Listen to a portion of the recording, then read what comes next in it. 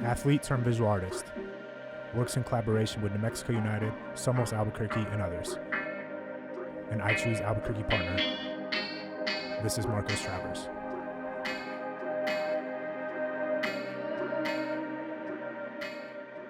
Mark, What up, y'all? thanks for being with us. Thanks for having me. Marcos is also a huge partner in this, and I Choose Albuquerque. You wear a lot of hats creatively across the board in terms of a lot of stuff, right? Literally and figuratively. Brand management, brand development, artist management, studio development. Yes. You create like all of visual assets for a lot of different people. How did you kind of get started in that? I'd say it started like three and a half years ago. It kind of happened by accident. I had some friends that were filming music videos, and I always wanted to be like a artist manager. I gave them a camera that I owned. I didn't really shoot with it, and yeah, man, I just I picked up the camera eventually, and I worked with a company called Campus Lens, and from then on, I just started getting more and more gigs, and I started working with bigger brands, and here I am now. Honing your craft. Yeah. Did you shoot stuff like when you were young on, like the old school cameras like that? You could watch. I actually NBA didn't All-Star touch games? a DSLR until I was like 22. Okay. No way. Yeah. So Wow. your creative Okay. start really, really late, I guess. Not really late, but later in life. More or less, yeah. So what was your passion growing up before creative stuff? I was baseball. Baseball. 18 years, yeah. Yeah. Wow. Nice. Yeah. And you played in college, correct? Yeah, a year and a half I got hurt first week of my freshman year, so, kind of sucks. But, I wouldn't be where I am now if I didn't, get hurt, so. Do you think the correlation between like sport and the creative sphere is cohesive, or? Absolutely. It's more so now. I think that's what United's done a really, really, really good job on doing. And that's something that I've been really trying to push, the art, sport collaboration. I like the music, video, kind of collaboration that I've tried pushing here a lot. So yeah. So I come from a sports background as well, and sometimes I find it hard to find that same like competitiveness in everyday life, or like you wake up excited have those like butterflies for something. Does this now give you those like butterflies and like excitement? Hell yeah, bro. Shooting these United games is unbelievable. Before United, I had never really shot too much sports. I shot with Antonio Brown for a little bit a few years ago, but other than that was all the experience I've had like shooting sports. And my knowledge of soccer was not, great, being that I played baseball for so long. So, yeah, man, there's nothing like it. I've been learning as I'm going, and the learning curve is high. So it's so exhilarating. What's the most exciting part of it, of shooting like live sports like that? I mean, you got to be ready at any point, man. Like, shit could pop off whenever. Like, Yeah. Especially in soccer, right? Yeah. Yeah. No doubt. It helps that they're good. I mean, not only are they good at soccer, but like the whole organization, man. The players, the technical staff, front office staff, man. Everybody's just, they're all good human beings, and they're all trying to push, this narrative that, I mean, we all have in common. So, Right. Yeah. Yeah, absolutely. Yeah. When did you, or how did you get your start? Okay, so 22 starting in this creative sphere to now with United. That's a very, very short window to be so good at your craft, and now creating all of the video assets for United, working with Somos Albuquerque, which is going to be in their third year. That's a huge step up in a short period of time. Yeah. So you said it was a big learning curve, but obviously it's not that big if you're being able to do stuff at such a high quality level. So Yeah, man, quickly. I grind my eyes out. Yeah. That's something that I've actually like struggled with a lot. Is finding that work-life balance to where I'm not like drowning myself in work, and like still having like that personal life. But like I will say, like, my work ethic has definitely like it's brought me to like where I am. I don't stop with good reason. I mean, we all have these goals we want to reach and we want to attain. So you can't stop. Yeah. Nobody's gonna wait for you, man. Nobody's gonna wait for you. I think that's Right. probably that inner athlete right there. That Oh yeah. Yeah, I was gonna say there's Easy. a lot of connections between playing baseball at that level, because you have to be striving for perfection all the time. And I see that in your work, in your videos and stuff like that. You seem to never be satisfied with the work you're putting out sometimes. Yeah, man. Everybody can be better. You know, you can't be complacent especially in the creative space. You cannot be complacent because every single day, technology is advancing and kids are getting smarter younger. Yeah. You know, so you have to stay ahead of the curve, and you have to make your own path. You know. Yeah.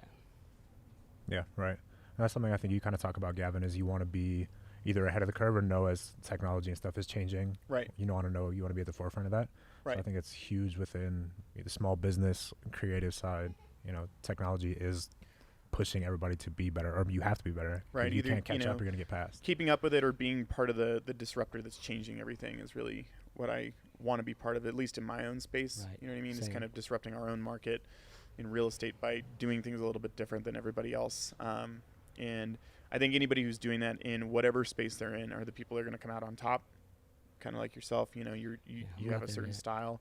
Tell me a little bit about like kind of finding your style and finding your look as an artist. Oof, it's a tough one. I try not to think of myself as like an artist. I know technically I am, but you know, I've always been super influenced by music. I've never been able to make music, but every single thing that I create is influenced by music. Okay. So I'd say stylistically, aesthetically, I'm always influenced by music that, you know, I listen to, or musicians that like I work with and stuff. So that's kind of where, you know, I've built and grown my aesthetic, because, you know, I started off with music videos and Right. you know, these college party videos and frat and sorority videos, and just it's always been backed by music. So yeah, one of our actual most successful like home marketing campaigns that we've ever done was a piece that you shot for us on one of our listings, and it was so heavily driven by the music, and it absolutely killed it. You know, it that in itself, the visuals plus the music itself really captured the lifestyle of that particular property, and that's like all the kind of feedback that we got. So I can definitely see that in your work, at least in what you've done for us. Yeah, man, it was a pool vibe, you know. It was a Childish Gambino flip.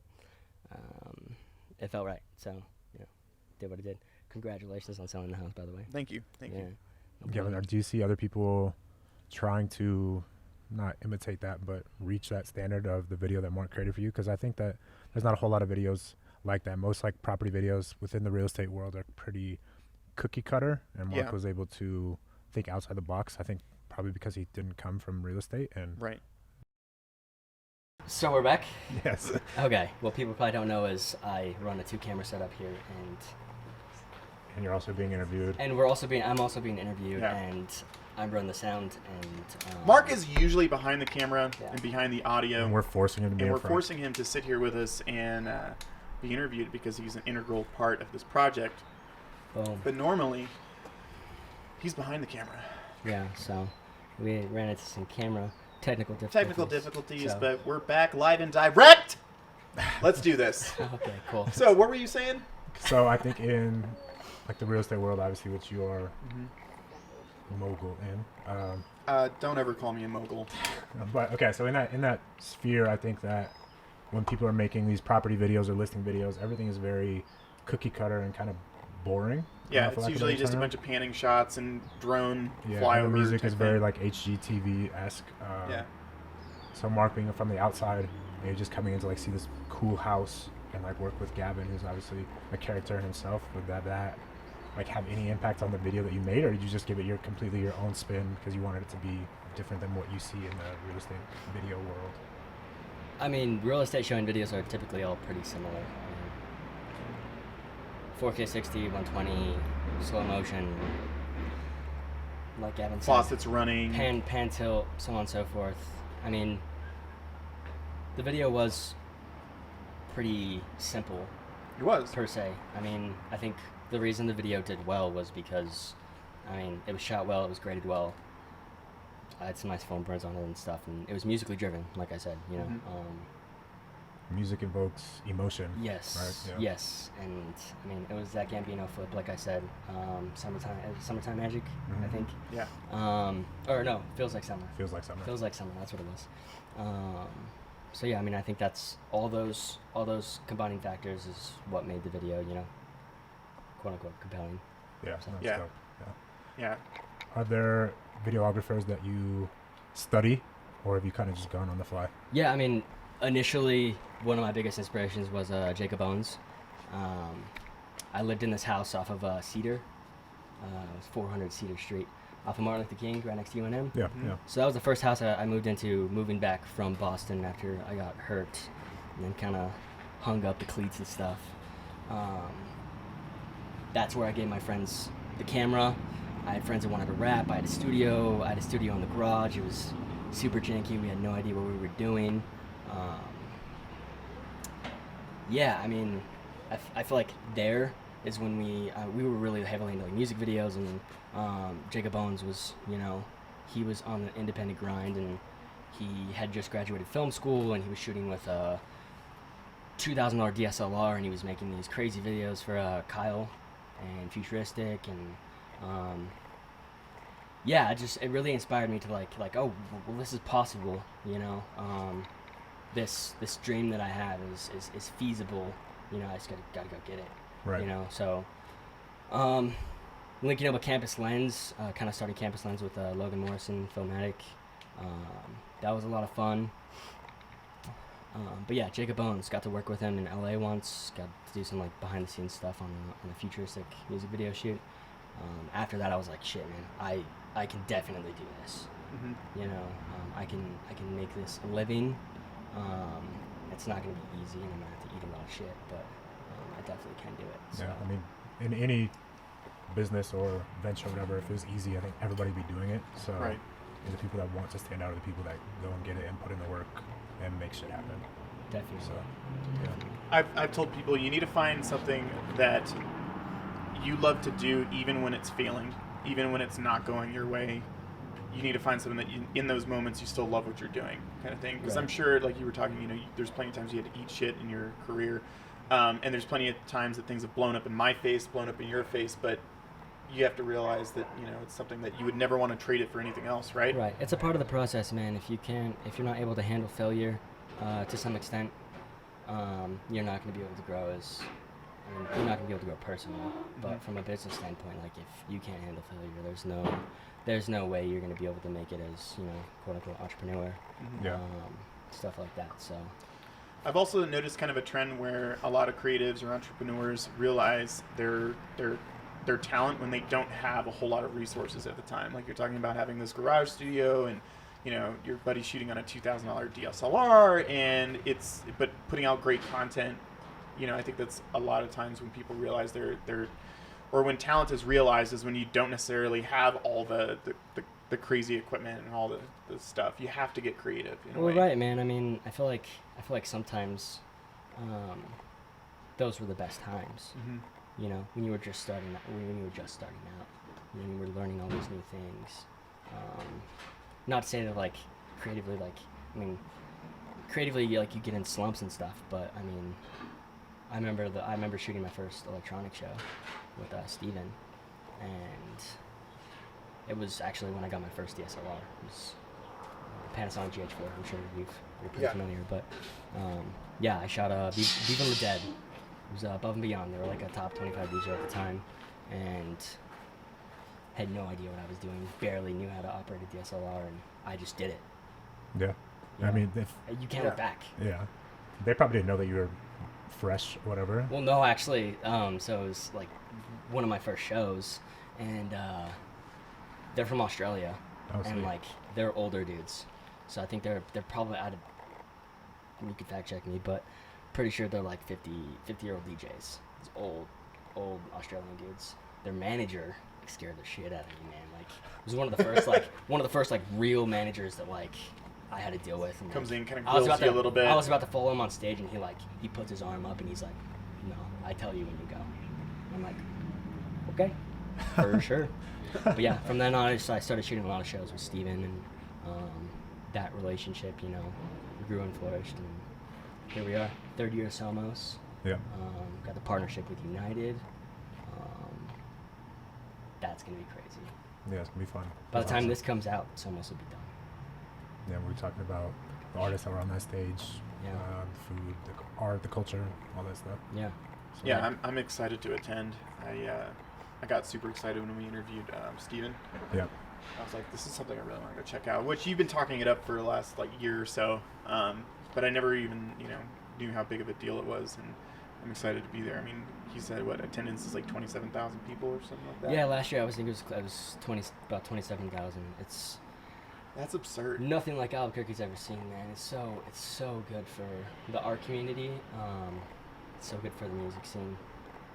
I think it really they're giving local artists a chance to open up for international acts. Mm-hmm. Right. Which that doesn't often happen here because every single time I see an artist I listen to, they always skip Albuquerque. Yeah. I hope that I'm really hoping, and it's starting to change a little bit. That these bigger acts will come, and I think it's going to change in the next probably 4 to 5 years. But it is sad to see that nobody comes. Do you think it's going to change because venues are going to be changing as well, or do you think it's going to change because the artists here? Or I think it's going to change because one, people are starting to realize that we're dope. Albuquerque's cool. Yeah. We do have a market. We do. We are this niche. And then I also there's that one venue that's being built. Yep. Near the Old Sports Authority. Yeah, I think it's Montana? actually in the Old Sports Authority. Yeah, it's actually in the Old It's Sports gonna Authority. be a 4,000 cap. Right, but I think it's going to be able to retract and stuff. So if it's a smaller artist, I think they can make it feel like a smaller venue and fill it. And then if it's a bigger act, it can be. I know it's a huge build out. That's a gonna big be deal. so cool for Albuquerque. That's something we don't really have. We have Isleta. I'm not a big fan of Isleta. You have to be a huge name to fill a slot. I mean, that gives us the chance to I feel that venue, and then hopefully eventually a soccer stadium would be nice. Yeah, that'd be awesome. Those two would allow a Kendrick to come in, a Drake to come in, and sell the fuck out. Say we did have a Meow Stadium. I'm not saying it's gonna happen, but say we did have a Meow Stadium. Yeah, that's huge branding too. That's an international spectacle. Epic. Yeah. You know what I mean? I hope that happens. I don't know if it's gonna happen, but that would be cool. Yeah, that'd be amazing. So many artists would want to come here. Yeah, that would be sick. That's why I like the whole Meow Wolf United. Combining art and sports. It's couldn't have written it better. Yeah, and you look at professional sports as a whole. There's not really. So now the NBA has branding partners, sponsorship partners, but none are they're all these huge multinational companies, really, really big companies, nothing with combining art and sport. So I think United might be one of the first people to do that and stuff. Yeah, definitely, man. It's they're a great organization to work with. Working with Josh and Lucas on the production side of things, and dudes are so freaking talented. Josh, 23, he's somebody that needs to be on here because he's not even from here, and he's adopted this place as a home. Right. And dude is so talented and so driven. He's somebody that needs to definitely be on here. Yeah, So, absolutely. You should reach out to him. So you started or worked with Native Q for a long time, kind of pivoted to other stuff. Can you tell us a little bit about some of those artists that you still work with and have a relationship with? So it's always been an intention of mine to be a part of a independent label, creative collective, and What's up, buddy? what up, D? Hey, dude. So Native Q, independent label creative collective that I started about a year and a half ago. We kind of pivoted for sure. I work with Dylan Hewling and Munira, two recording artists, and Wyatt Lawson. Dude's a legend. It's always been an intention of mine to be a part of something like that. So now we work with Olad Records, Jim Jasper, Kali Soul, Galaxy. Some of the best artists, I would say the best group of artists in the state of New Mexico, if not the Southwest. Right. I love working with them, man. It's awesome. And getting your foot in the door with United has kind of opened up some doors for them too. You know, Yeah, Wyatt is playing all the music for the video assets, which is so cool. To Definitely. Hear his stuff. Dylan is anthem, stuff like that. That was something I had been thinking about since I heard that we had a pro soccer team. You know, I started working with Josh in United, and one of my first thoughts was, all right, we need to get For the Win, Dylan's song off of We Wanted More, as the New Mexico United, you know, walkout track. Right. Had the meeting with Peter, made it happen. Yeah. You know, Wyatt is another good one. Wyatt's a crazy good producer, and he is literally, I mean, I would argue that he's the heartbeat of New Mexico United. You know? Yeah, that's fair. He's produced probably 99% of the music that is on United Social. You know, he's developed the sound, and him and I have kind of developed this aesthetic and sound together that like work in unison. It works, man. Like we really hit something. It's awesome. Yeah, like we talked about, music just evokes so much emotion, you know, and it's amazing to see how a video, which is great aesthetically, amazing aesthetically, with some added music, gives it that extra character, that extra motivation, or whatever it is. It's awesome to see. Definitely, man. Yeah, it's cool to see like you grow and help grow with like these artists that you've known for a long time, or even only the past year, but you kind of take them along your journey as well, which is really cool. Yeah, man, that's always been a goal of mine. It's just like I want to add value to people's lives. I want to add value to people's businesses, in any way that I can. You know, at first it wasn't with a camera. You know, I was into design, like graphic design and stuff. I'm not, you know, the best designer per se, but that's how I started, was graphic design and like business. I was a business major in Boston. I lost a year and a half of schooling, so I came back here and it's like, I'm not taking financial accounting and fucking managerial accounting and business calc again. Like, you're dead wrong. Yeah. So that's when I pivoted. I switched majors and I eventually picked up a camera. You know, I found out that I was decent at it, and I ran with it. I ran with it. So, yeah, it's just been a grind, man. It's a consistent grind, just trying to get better every day. Sharpen every tool in the shed that I have. Yeah. So I gotta ask, is with the talent that you have, what has kept you here? I mean, it sounds like you can go to different markets and do really well out there, you know? Initially, my plan was to graduate and move out to LA.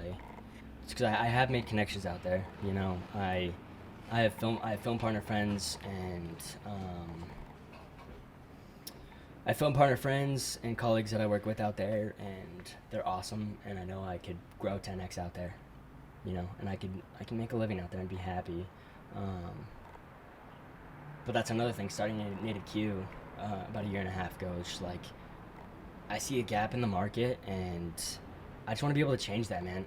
The way people run businesses here in Albuquerque, from like a social media marketing perspective, there's not this standard that people are hitting. Like, I can go to LA and I could be that standard. Mm-hmm. You know, I could hit that standard and I could reach for more. But here, we're not at that standard yet. United is probably one of the first social brands to hit that standard. Right. And my goal with my colleagues and stuff that I work with and partners that I have is to find that standard, hit it, and make that the standard here. You know, because that's what it needs to be. Right. So yeah, man, I want to be able to create that standard, and for it to be there, and people, that it becoming a necessity for people to hit this standard to run a successful business here in Albuquerque. From a visual branding, marketing perspective. Right. You know, because there's a way it should be done, and like, some people do it right, but across the board, visual media, design, branding, marketing, there's very few that do it completely Do you right. think that's do you think people are putting on the back burner in terms of like budget for a company right now locally, or why do you think that people are not hitting that standard yet, or maybe not hitting that standard as often as they should? A lot of it's a broken mindset, unfortunately. A lot of the big business owners here in Albuquerque are older, and this is something that almost pushed me away from Albuquerque. If it's not broke, don't fix it kind of mindset. Yeah, so a lot of it's a broken mindset. It almost pushed me away from Albuquerque, you know. I almost did move, but I want to be able to change that. I want to be able to be a part of changing that mindset. That it is necessary for you to have good brand development, logo design, from Kellogg. Yeah. It is good to have visual content from me or, Isaiah or whoever it may be. Right. Shout out to Idea. Yeah, absolutely. So. I just ran into him at Chipotle the other day. He's a legend, bro. Such a cool guy. Such a kind heart. Like, he's got that energy. Like, as soon as you see him, you can't help but smile and, like, give him a fist bump. He's a cool dude. Him and I are starting to work together a lot more, which is really cool. Yeah, you all collaborated on the last video you did for us, and it was great to see you guys work together. Yeah, we did the Meow Wolf edit for United together, and that was awesome. Seeing his workflow, him seeing my workflow, working together was really, really cool. So I like working with Kellogg. I like working with Isaiah. Just to be able to have that open form collaboration is awesome. And that's what I push for. So you're super busy and spread out across a lot of different projects and stuff. What made you feel like you can add working on the I Choose Albuquerque project onto your plate? Because it seems like it's one of those things where you got a lot going on. What made you decide to work on this and kind of just donate your time and skill? Well, I do believe in Albuquerque. I think we have, definitely in the art community, we have the right people to change the world, creatively. I don't think that's on the forefront of people's minds, but we have the creative community to change the world. And I firmly believe that. And you're obviously a part of that as well. Yeah, I'm a small part of it, but I like to think that we do. We're special out here. We freaking fight, man. Yeah. We're fighters. Yeah. We're disruptors. It's so funny you said disruptors. I'm working on a project right now for the Department of Economic Development, and that's what most of my time's been taken up with probably the past month, and I'm closer and closer and closer on getting this video done. And basically what they're doing is they're taking this video to other countries, I think Germany, Japan, and Thailand? I don't know. Taking it to a few countries, and they're pitching private sectors on investing in New Mexico. Oh, that's really cool. Not Albuquerque per se. Sure. But this is one of the most special projects I've ever worked on, so that's why I'm putting almost everything into this project, because it's literally it's showcasing every great thing that's happening here in New Mexico. Right. And that makes me believe so much more. Netflix, NBC Studios, Virgin Galactic. Yeah. Right. Huge. We live in a beautiful, beautiful space. We do. It's like no other. I've been all over the place. Not in the world per se, but I've been all over the country, and there is nothing like New Mexico sunset. No. Nothing. Agreed. Yeah. I've been all over the country too, and I believe the same thing. And it's not just because I'm from here. It's that we do have a beautiful landscape. And geographically, I find that Albuquerque is kind of we're just in a great spot. You know what I mean? It's not too hot. It's not too cold. You can go do outdoor stuff if you like outdoor stuff. It doesn't really make sense that we're not kind of a bigger mecca for business and all that other kind of stuff. You know what I mean? Yeah. And what I've also kind of noticed even in watching that video that you've been working on and clips of it is there's a certain potency to Albuquerque and New Mexico in general, right? We're small. We're what, the fourth least populated state in the United States, but the fifth biggest. I think the fifth biggest. Fact check me, but yeah, no, we're the fifth largest, and we're one of the least populated states in the United States. However, we have put out some incredible life-changing innovation. Some of the greatest business minds have come from New Mexico or have some kind of roots here. When you think of the Jeff Bezos, you think of Microsoft, you think of all the, Manhattan Project and all that kind of stuff. A lot of crazy things have come from New Mexico, but it kind of, for me, makes us realize that we're a very potent place. Yes, absolutely. This video has been, proof of concept for that. They're just I can't believe I have the opportunity to work on something like this. Mm-hmm. It's literally some of the biggest companies in the world. Wow. Coming in, Netflix is massive. I don't know if they're one of the biggest. I know they're huge. They're huge. But yeah, the film TV industry here is gonna freaking explode. Yeah. You know, and then everything else is gonna follow. Yeah, absolutely. So this video with the economic development sector, are people gonna be able to see that, or is that gonna be? I'm still in the process of hidden? figuring all that out. I would like to post it to my socials because it's a badass video. It would have been so much more badass if we were able to use the tourism footage. So the Department of Tourism, we weren't able to get our hands on some of that. I think it was just contractually, I don't know if they had the rights for all of that. So I've been scrambling trying to use footage that I've taken in the past, probably 2.5, 3 years. But yeah, it's a really cool piece, man. It's 5 minutes. Track is completely produced by Wyatt Lawson. Sweet. It's a 5-minute track. It literally sounds like New Mexico. It does. It sounds like native New Mexico, man. It's so from what I've crazy. seen in that video, like it needs to be like run all over Albuquerque and all over New Mexico, because when I watch it, the sound and just the visuals and everything it represents, it almost invokes like an emotional response, right? You almost like you get kind of emotional in how proud you are of the things that are going on here. At least that's how it was for me when I was watching it. I mean, I can be a kind of sappy dude. I mean, I've been known to cry about things, but it kind of gives me like an emotional response of like, wow, there is really so much going on here. That's great. I think a lot of people need to see that. So we should push for that. I know so I'm making a 5-minute piece and a 45-second piece. The 45-second piece is definitely for socials. I sure hope the 5-minute piece is for socials as well, because there's a soundbite in the beginning where Richard Branson is talking about spaceport. Yes. Cruises. It hit hard. It hits so hard, man. It's so like hard. Right in the feels, New Mexico's man. changing like humanity and like just exploring space and longevity for the planet. It's crazy. Yeah. Crazy. And then we got to interview really cool opportunities, man. We got to interview George R. R. Martin, writer of Game of Thrones. Mm-hmm. Yeah. One of the first investors in Meow Wolf. And then Mark Johnson of Descartes Labs, which is based in Santa Fe. And I think they're making a 3D rendering model of planet Earth. I don't know, some crazy shit. Yeah, sounds like and then we got to interview the governor as well, which is awesome. She's so well spoken. Yeah. So well spoken. She came in, knocked it out in probably 4 or 5 minutes, and killed it. Game over. Just wow. Crazy. But yeah, cool opportunity, man. The I Choose Albuquerque stuff is awesome. I'm so behind it, man. I love the vision, and it aligns with everything I want to do as well. So.